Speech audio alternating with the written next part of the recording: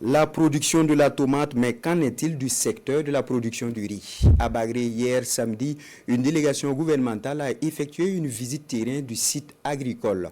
Elle a pu constater de visu l'état réel des différentes exploitations rizicoles. Plusieurs variétés de riz issus de la recherche burkinabé y sont expérimentées.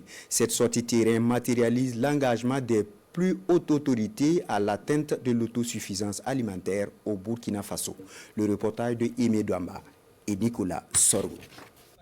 Une forte délégation gouvernementale visite ici les exploitations rizicoles des membres du gouvernement dans cette plaine aménagée de Bagré. Sur la dizaine d'hectares, le riz est entièrement à maturité et en phase de récolte. Un exercice auquel se prêtent les ministres et anciens ministres à l'image du général Kassoum Koulibaly. Une chose est de créer les différentes variétés d'espèces, mais l'autre chose est de pouvoir consolider ce qu'on a trouvé dans les résultats donc sur le terrain. Et pour cela, il faut vraiment des moyens financiers. Et chaque ministre a accepté, consentir en tout cas de sa propre poche cette contribution financière pour permettre aux différents chercheurs de pouvoir consolider leurs résultats de laboratoire. Plusieurs variétés de riz sont ici expérimentées sous la conduite de l'Agence nationale de valorisation des résultats de la recherche, ANVAR. La physionomie d'ensemble est plus que satisfaisante selon la délégation qui salue par la même occasion l'abnégation et le dévouement des chercheurs burkinabés. J'ai pris l'option TS2 qui a une qualité de riz assez particulière aussi.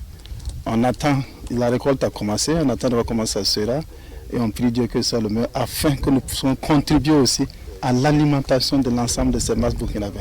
Le mien est en attente de récolte et pour le moment nous pouvons dire que nous sommes satisfaits.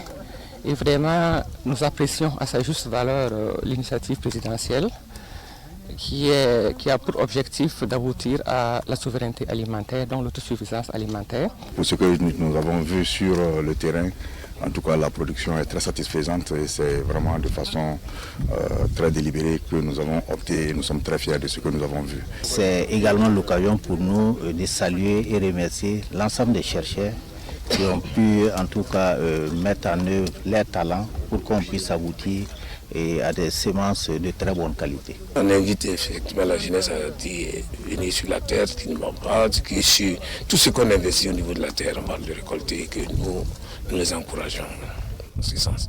Parce que nous-mêmes, nous avons tous nos champs ici, c'est pour donner l'exemple.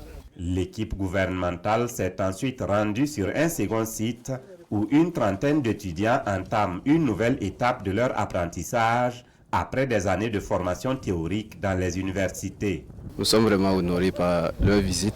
Ça démontre vraiment l'importance qu'ils nous accordent et vraiment ça nous galvanise davantage et ça nous donne plus d'énergie. La délégation a félicité et encouragé les apprenants qualifiés d'ambassadeurs de l'initiative présidentielle pour l'atteinte de l'autosuffisance alimentaire par le ministre Ardjima Tombiano.